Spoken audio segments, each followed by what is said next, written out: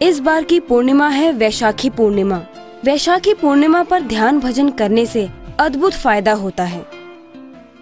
वैशाखी पूर्णिमा है। इस पूर्णिमा का बड़ा भारी महत्व है। वैशाख महीने में पूरा महीना प्रातः काल स्नान करने का भी बड़ा भारी पुण्य महत्व है, लेकिन पूरा महीना नहीं कर सके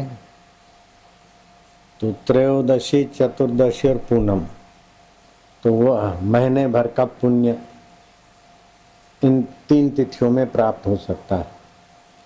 जब आदमी का पुण्य कमजोर होता है तो लोभ, मोह, कपट, बेईमानी चित्त को दूषित करती।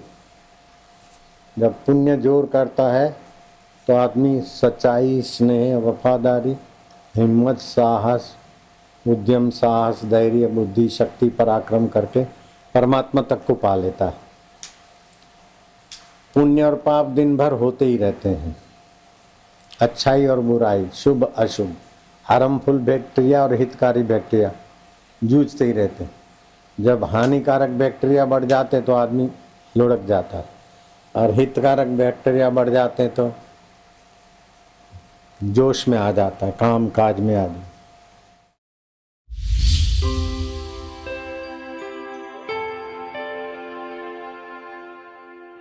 छह मई को बुद्ध जयंती है। ये एक अद्भुत दिन है। इस दिन गौतम बुद्ध को निर्वाण मिला था और गौतम बुद्ध जी की जयंती भी इसी दिन होती है। आइए बापूजी के श्रीमुख से सुनते हैं गौतम बुद्ध जी की महिमा। आज बुद्ध जयंती, बुद्ध का जन्म भी आज के दिन। बुद्ध को बोध की प्राप्ति, विश्रांति की महिमा की प्राप्ति भी आज के दिन, और बुद्ध के शरीर का निर्वाण भी आज के दिन। तो चलो बुद्ध के पास चलते हैं।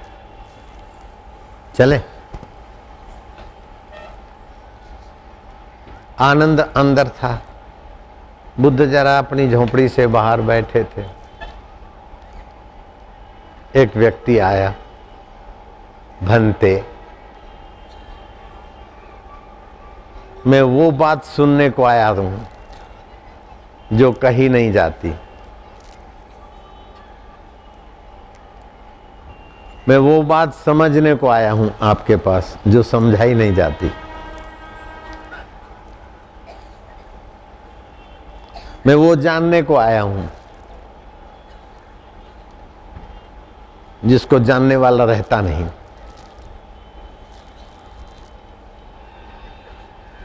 अहोभाव से, धन्यवाद से बुद्ध के तरफ देखा। बुद्ध ने उसके तरफ देखा।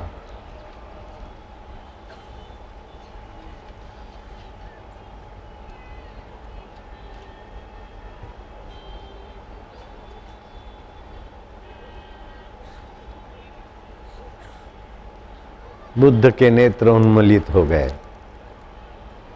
उस व्यक्ति की भी आंखें बंद हो गई।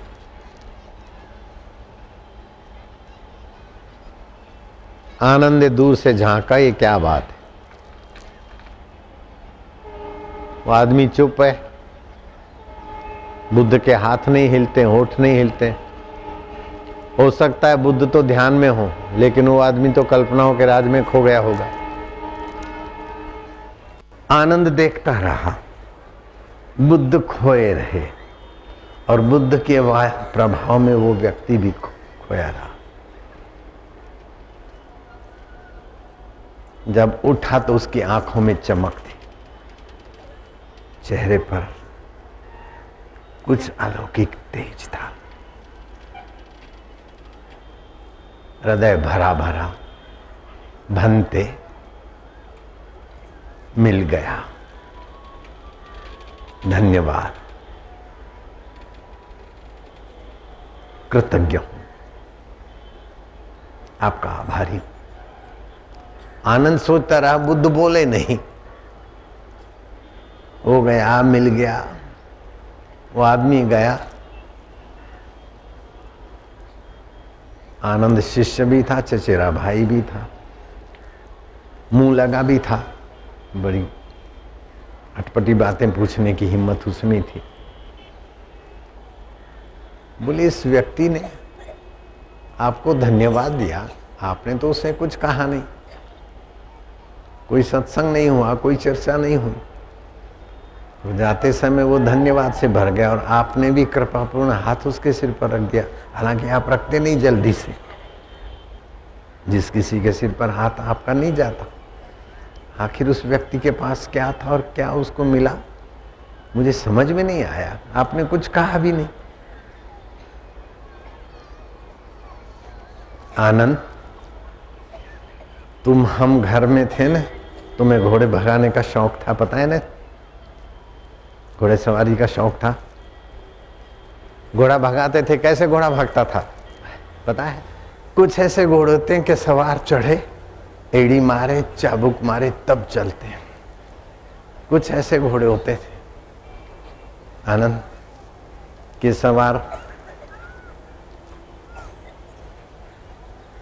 रकाब में पैर रखा, लगाम हिलाई, बैठा और चल पड़े। कुछ ऐसे घोड़े कि सवार ने लगाम भी नहीं खींचा, बैठे और घोड़े हवा हो गए। ये उसी माँ का घोड़ा था, ये उसी में का घोड़ा था। मेरी हाजिरी मात्र से चल पड़ा, विश्रांति में चल पड़ा, परमात्मा योग में। जो सुख में सुखी हो जाते हैं शक्ति क्षीण होती, दुख में दुखी हो जाते शक्ति क्षीण होती। सुख में शक्ति कम क्षीण होती, दुख में ज्यादा होती। लेकिन सुख और दुख को देखकर अपने में आ गए, शक्ति का संचय होता है। कितनी ऊंची बात सुन रहे हो? ये सुनने और समझने के लिए तो मेरे को इतने इतने साल बीते, अभी आई समझ बात। आपको मुफ्त में मिल रहा है, कदर करना, हाथ जोड़ता हूँ। बहुत ऊंची बातें, लाखों करोड़ों रुपयों से भी नहीं मिलेगा ऐसा खजाना आपके अंदर का खुलेगा। फिर लाखोंपति, करोड़ोंपति और बड़े नेता भी आपका दुआ लेकर भाग्य बना लेंगे।